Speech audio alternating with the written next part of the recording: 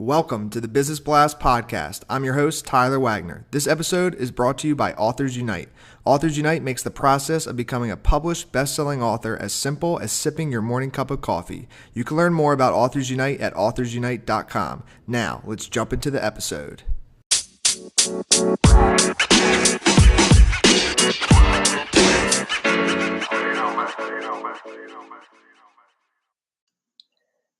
All right, everyone. Welcome back to another episode of the Business Blast podcast. I'm your host, Tyler Wagner. Today, I have Bill Nowicki with us. And 2 years ago, he created Marietta Stories podcast as a way to create genuine relationships. After 90 interviews and over 56,000 downloads, it has become much more than that. So welcome to the show, man. Hey, it's excited to be here. Excited to have you here, man. And we'll jump right in. It's always fun to talk to another podcaster. The first one I have for you, Bill, is what is the best story from your life that has an underlying valuable message? Okay, well, I just turned 50. I took a new job and I was kind of miserable at it. So I hired a coach, thinking that he could help me do better in my job. And my job, I went from a manager of a large organization and it was project work to more of an analytical evaluator, telling people where they screwed up kind of a job. And first time I met with the guy, his name is Gary O'Malley. He said, what's your goals? I said, well, I want to get better at what I do. And he said, well, I can't help you with that. What I can tell you is how you're wired and what you should be doing. And at 52, that, started my journey. And, 4 years later in podcasting and all the other stuff I've been able to do is based on that one conversation. Wow, man. I love that. Thanks for doing that. But, I thought I knew myself too. And I was amazed at what I figured out. Yeah, man.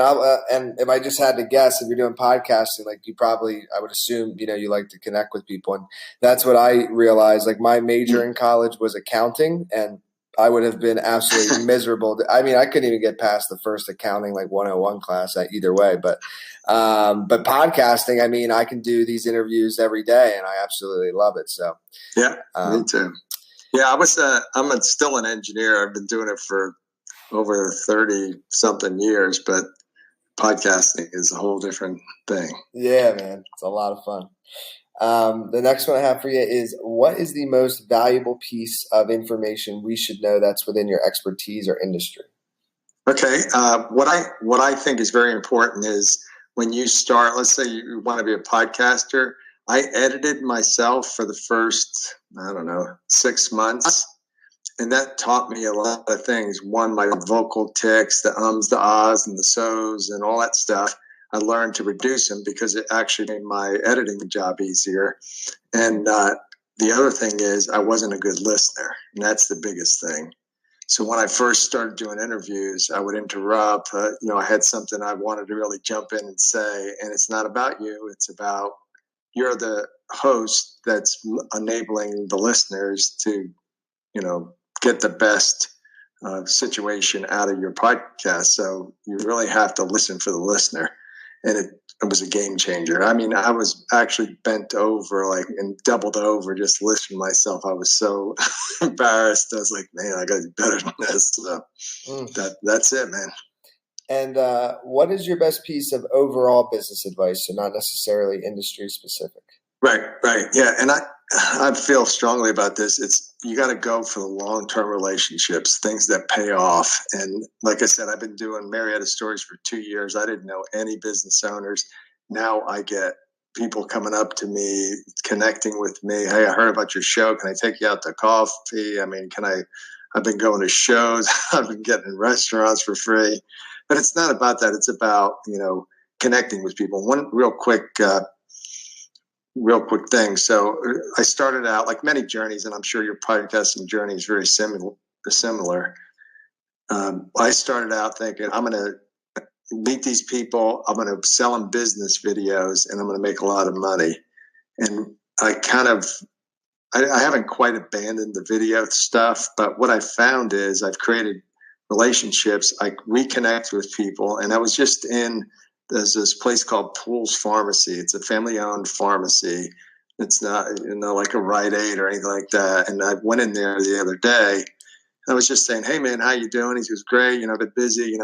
He goes, "By the way," he said, "Have you ever done voiceover work?" And I said, "No." And he goes, "Well, I have this service where I have to pay every year, and these guys do like when somebody's put on hold, they have to listen through hey, Bull's Pharmacy has blah blah blah, blah and we wrap blah blah blah." And he said, "It cost me a lot of money. Would you mind doing it for me?" I said, "No." And he's like, "Man, that'd be great." And I didn't even know that's something he needed. Yeah. But I have that kind of relationship with him that he just shared it, and I was able to help him out. And I opened up a whole new world to myself through that, just listening and being there for him. Absolutely, man. Relationships, I think, are everything. So if you could give your younger self one piece of advice, what would that be? I know this is probably a Gary Vee quote, but you got to double down on the things you love. So I really love podcasting, and I did do some videos, but video is so much setup, and you have to do so much editing and color matching and all this other kind of stuff. To me, the audio content through podcasting or just interviewing is so it's very authentic. And if you're a good listener, you really get to hear the way people are and how they're wired. And I'm starting to back away from the video as much and kind of doubling down on podcasting. I think that's a great way to, just keep honing those skills on things you really love. And that's really what's going to provide value for you in the long term. Definitely, man. And I don't think video is going to like die by any means, but I do think that audio is it's already making a run. I think it's about to make a big run. Because it's just something like I know for myself, like audiobooks, like I go on long walks every morning and I listen to probably like 2 hours of audiobook every day. And I don't watch YouTube that much because I got to watch it and I can't see where I'm going. Right. Yeah. Exactly. And then kind of going down a different path, but in your opinion, what is the key to happiness? Yeah, and this kind of all works together, but I think you have to be open-minded and curious, and vulnerability. The other part of that is, I would say, is vulnerability is not a weakness.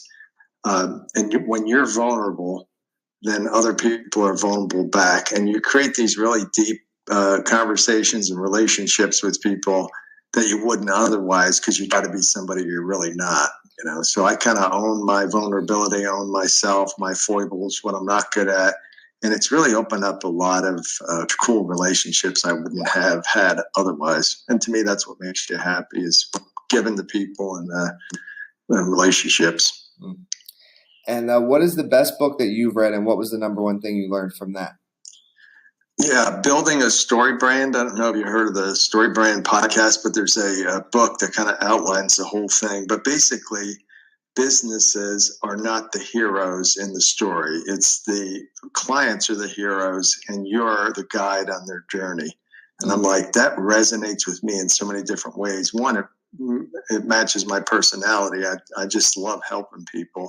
But two, I love when other people can be successful. And I look at that guy that's running his own pharmacy. You can imagine all the challenges he has every day. And if I can go in there and make his job just a little bit easier, I'm like, man, that's such a great feeling for me, because I don't have the brick and mortar. I don't have employees. I mean, this guy's dealing with a whole bunch, and I'm able to help him. Yeah, man. Oddly enough, I literally just finished that on audio like 3 weeks ago. Oh, really? Yeah, man. I like how like they made it so simple in the process of like creating your story script. Yes. Yeah, so I think it's a brilliant piece of work, I think. And what is your favorite quote and why? Yeah, this is from that guy, my coach, Gary O'Malley. He says, "Do the thing that gets other people excited when you talk about it." And think about it next time you meet somebody, but if they start getting all revved up about something, that's the thing they should be doing the rest of their lives. And I found that for me, and I think you too, with podcasting and just helping folks. And it's been a great run so far. Absolutely, man. Awesome. Again, thank you for coming on. The last question I have for you before we let you go is, where's the best place for people to find you online? Yeah, I just started localpodcastnetwork.co. It's a way to kind of duplicate what I've done here in Marietta. I free setup. Here's all the equipment I use, and then I'm creating a course to be able to, like I said, replicate what I've been doing here in Marietta and make all these great connections, become part of the fabric of the community. So people check that out. They can find me and send me an email. I'll help you out. I've been doing it for a few weeks now. I've helped a bunch of people out. So it's been fun. That's awesome, man. Thanks again for jumping on. Yeah, man. It was fun. It was. I didn't think we can make it short, but it was fun. The podcast you just heard was published with Anchor. Got something you want to say to the creator of this show? Send them a voice message using the Anchor app, free for iOS and Android.